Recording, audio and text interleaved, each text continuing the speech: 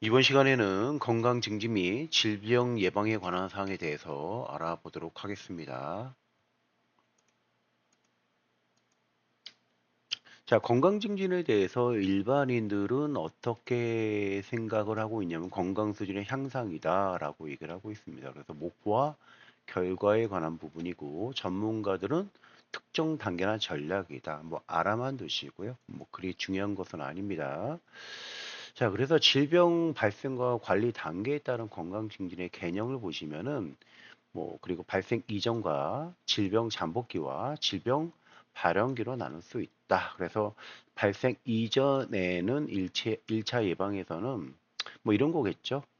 건강 증진을 위해서 건강한 생활 양식, 건강한 환경의 조성이나 특수 예방 중에서 예방 접종, 여러분들도 예방 접종 하시죠. 그리고 작업장 및 교통 안전 대책 등이 발생 이전의 1차 예방이다라고 보시면 되겠고요. 질병 잠복기는 뭘까? 2차 예방인데 이때는 조기 발견, 조기 치료, 선별 검사다라고 보시면 되겠고요. 3차 예방 쪽, 그러니까 질병 발현기 쪽에서는 이미 병이 발생이 됐어. 그럼 중증화를 방지하는 것이 중요하겠죠. 그리고 장애가 최소화가 되는 것이 중요하고, 그리고 재활하는 것이 중요하겠다라고 보시면 되겠죠. 건강 향상을 위한 접근 전략으로서의 건강 증진을 보시면 1970년대에서 80년대 사이에서는 보건교육과 동일한 의미를 줬다라면은 WHO에서는 1986년도에서는 건강 증진에 대해서 이렇게 정의를 내리고 있습니다. 사람들로 하여금 그들의 건강에 대한 통제력을 증가시키고 건강 수준을 개선시킬 수 있는 능력을 배양하고 하는 과정이다라고 정의를 내려주고 있습니다. 그래서 건강관리 주체에 대한 철학과 관점을 표시하고 있는 것이 정의니까 한번 보시면 될 것 같고요. 질병 감소를 위해서는 이런 것들은 당연한 얘기겠죠. 의료 정비가 체계가 잡혀야 되겠고 질병 예방 및 치료를 해야겠고 그리고 전문가 중심으로 어떤 전략이나 큰 어, 그런 부분들을 세워야겠죠. 그럼 건강시대 건강관리에 대해서는 건강 능력의 향상입니다. 자, 건강 능력의 향상을 하기 위해서는 환경의 구축이 굉장히 중요하지 않을까요? 그리고 건강 결정 요인 관리도 굉장히 중요하겠고 이런 것들이 결국에 가서는 우리 주민들의 참여가 이루어지지 않으면 건강 능력 향상은 크게 빛을 보지 못할 것입니다라고 생각이 되네요. 건강 증진의 정의에 대해서 1998년도에 WHO에서 여러 가지 얘기를 하고 있는데 간단히 좀 읽어보면은 자신의 건강을 통제하고 향상시킬 수 있는 능력을 향상시킨다. 좋은 얘기겠죠. 두 번째로는 사회의 조직적 노력을 강화해야 된다. 자, 세 번째로는 개인 및 집단의 건강 수준을 향상시키고자 하는 활동이다. 이게 WHO에서 건강 증진과 관련돼서 정의를 내려주고 있습니다. 모르셔도 됩니다. 자, 우리나라는 어떠냐? 1995년도에 건강증진법을 제정했네요. 올해가 25년이니까 31년 차네요. 오래됐네요. 자, 목적에 대해서 잠깐 보시면 국민에게 건강에 대한 가치와 책임 의식을 함양하도록 건강에 관한 바른 지식을 보급하고 스스로 건강 생활을 실천할 수 있는 여건을 조성함으로써 국민의 건강 을 증진함을 목적으로 하고 있다라고 하고 있습니다. 그래서 제2조에서 국민 건강 증진 사업에 대해서 보건교육이다, 질병에 대한 예방이다, 영양 개선이다, 건강관리 및 건강생활의 실천 등을 통해서 국민의 건강 증진을 시키는 사업을 말하고 있다. 그리고 앞으로 저희가 이런 부분에 대해서 알아보는 시간을 갖겠죠. 우리는 직장에 관한 부분에 대해서만 알아보면 될 것 같습니다. 여러 가지 좋은 얘기지만은 직장에 대한 부분. 자, 그래서 직장에서 근로자의 건강에 영향을 미치는 요인들을 저희가 좀 살펴보면은 물리적 작업 환경이나 개인의 기술이 그리고 직장이나 조직의 문화, 사회 심리적 변수, 지역사회의 관계 등으로 저희가 미치는 요인을 알아볼 수가 있겠네요. 건강 증진의 직장 효과 및 질병 예방에 관한 사항에 대해서 보면은 근로자에 미치는 효과 이렇게 되고 있는데 너무 당연한 얘기여서 그러나 읽어보는 시간을 좀 가져보면요.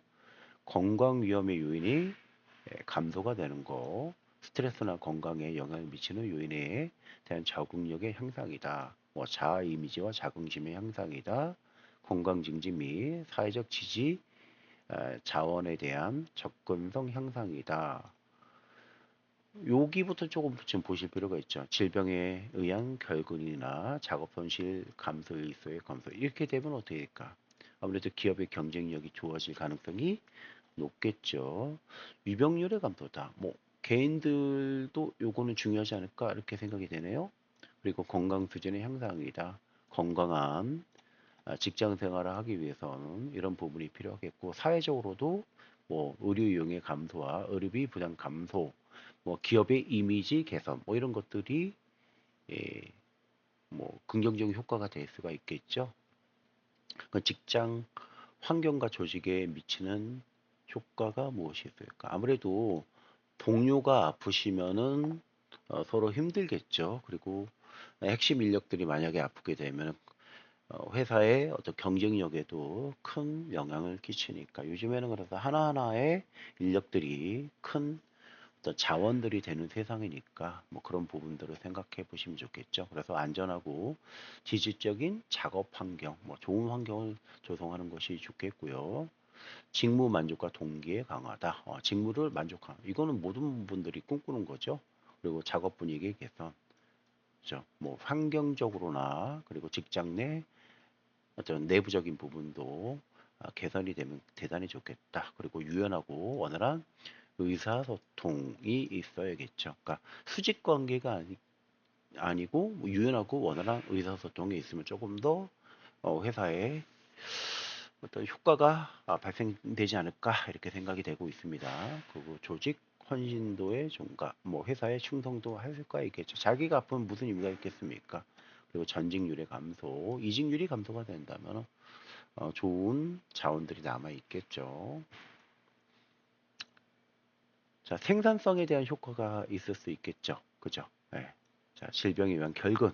결근이 없으면 당연히 생산성이 높아지는 거고요. 작업 손실 일수의 감소가 되면은 그 A라는 인재가 그 회사에 A급 인재다, S급 인재라면 당연히 그렇게 될 수밖에 없겠죠. 그래서 생산품이나 서비스 질의 개선이 있을 수가 있겠고요. 그리고 세 번째로는 혁신과 창의성의 증가가 있겠고요. 생산성의 증가, 이건 당연한 얘기겠죠. 그래서 생산성에 대한 효과가 있을 수밖에 없겠고, 네 번째로는 기업의 평판에 미치는 효과다. 그래서 그 기업이 예를 들어서 사고율도 줄어들었다. 산재도 많지 않다라고 본다면 기업에 대해서 역시 노력하고 있구나라고 생각하겠죠. 그래서 기업의 사회적 이미지의 증가가 되겠고, 그런 기업들은 구직자들이 먼저 찾는다라고 보시면 되겠죠. 그렇게 보신다면 훨씬 더 이해하기 편할 것 같습니다. 생활 속 질병 예방에 관한 사항에 대해서 가장 핵심적인 부분이 요즘에는 많이 비만도 질병이라고 얘기하고 있죠. 그래서 비만을 예방하고 관리하는 것이 굉장히 중요하겠습니다. 그래서 체중 조절의 7대 원칙이다. 너무 간단하고 여러분들이 다 알고 있는 사항이지만 한번 정리를 좀 해봤습니다. 규칙적으로 적당량의 음식을 섭취합니다. 밤에 야식하지 마시고 술 드시지 마시고 금연, 절주 이런 것들이 있죠. 일상생활 내에서 실천할 때 운동도 좀 하시고요. 커피와 술을 자제하시고 반드시 금연하시는 것이 중요하겠죠. 물은 1리터 이상 섭취, 물 많이 드시라고 얘기하고 있죠. 그리고 다섯 번째로는 충분한 수면을 취하시고 스트레스 상황에 적절하게 대처를 하시는 것이 중요하겠고, 여섯 번째로는 정기적으로 건강 검진을 받습니다. 저희 같은 경우에는 사무직 같은 경우는 2년에 한 번은 받고 현장직은 1년에 한 번씩 받고 있으니까 여러분들 1년에 한 번씩 받고 계십니다. 그래서 건강검진을 꾸준하게 받으셔야겠고요. 이 여섯 가지 수치를 잘 기억하시면 좋을 것 같습니다. 자, 영양학적인 측면에서 보시면 여러분들 골고루 드시는 것이 중요하겠죠. 뭐 곡류군들, 어육류군들, 특히 곡류군들 중에서는 몸에 좋은 것들이 좀 있는데 밥 중에서 뭐 현미밥을 드시고 뭐 이런 것이 좋겠죠. 어육류군 골고루 너무 많이 드시는 것은 뭐 좋지 않겠고요. 적당하게 뭐 두부, 달걀 이런 것들 드시면 되겠고요. 그 다음에 채소, 우리 컬러푸드라고 많이 얘기하죠. 그래서 채소도 많이 드시는 것을 권해드리고 과일군들도 역시 마찬가지입니다. 과일들도 역시 골고루 드시는 것을, 그리고 우유군들도, 왜냐하면은 나이가 들면은 뼈의 건강이 약해지므로 칼슘의 보충이 굉장히 중요하겠죠. 여기서 핵심적인 역할을 하는 것이 우유, 두유 뭐 이런 것들이 필요하니까 골고루 드시는 것을 권해드립니다. 그래서 여기 보시면 적당히 많이 드시지 마시고요. 골고루. 그리고 어떻게 규칙적으로 폭식하지 마시고, 그 다음 뭐 해야겠습니까? 운동하셔야겠죠. 뭐 당연한 얘기겠지만, 그래서 무산소 운동이 있습니다. 자, 무산소는 힘을 쓰는 운동, 뭐 역도, 아령, 뭐 이런 것들 있죠. 뭐 팔굽혀펴기, 유산소 운동이 무슨 뭐가 있을까? 가장 대표적인 게 달리기, 에어로빅, 수영 뭐 이런 것들이 있습니다. 근데 이게 나이에 맞게 하셔야 되고 본인의 신체 능력에 맞게 하셔야 됩니다. 이럴 때는 운동을 중단하시라. 언제요? 몹시 숨이 찰 때, 심장마비 걸릴 가능성도 있겠죠. 그리고 너무 많이 드셨어. 포만감이 있을 때, 이때 운동을 하지 마시고, 가슴이 답답해. 너무 간단한 거죠. 너무 지금 타당한 거고, 매우 덥거나 추울 때, 그래도 운동하셔야겠죠. 구토가 날 때, 예, 이때는 운동을 멈추라고 하시는 거고, 너무 땀 흘릴 때, 땀 흘릴 때까지 해야겠죠. 그러나, 자, 그 다음에 스트레스도 역시 만병의 근원입니다. 그래서 스트레스도 적게 받으시는 것이 좋겠고요. 그래서 스트레스, 과다 스트레스는 모든 병의 근원이 된다. 그러나 적당한 자극과 변화는 우리 삶의 활력소가 됩니다. 너무 스트레스가 많아도 안 되고 너무 적어도 안 된다라는 겁니다. 그 스트레스의 원인이 뭘까? 외생적인 스트레스가 있겠고 내생적인 스트레스가 있겠다. 외적인 스트레스는 뭘까? 뭐 카페인을 많이 드셔. 뭐 수면 부족이야. 과로, 소음, 실직. 야, 이러면은 정말 외적인, 그리고 가족 중에 누가 돌아가셨어. 빚을 많이 졌어. 이거 외적인 스트레스겠죠. 내적인 게 뭘까? 내가 너무 완벽주의를 뜻하고 있어. 일벌레로 하고 있어. 무례하고 있어.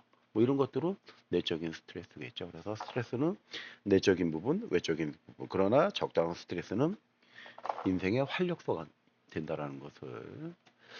그리고 여러분들 뭐 당연히 금연하셔야겠죠. 예, 뭐 돈도 많이 들고요. 건강을 많이 해치니까 절주 조금만 드시라고 얘기하는데 저는 개인적으로 안 드시는 것을 권해드립니다. 나이 드신 분들은 술 드시면 혈압 올라가고요. 그리고 당에 걸릴 확률이 높고, 술을 드심으로써 고칼로리 음식을 드시니까 살이 찔 가능성이 굉장히 높겠죠. 기초대사량이 떨어지는 50대 이상에서는 반드시 금연과 금주를 권해드린다라고 설명을 드립니다.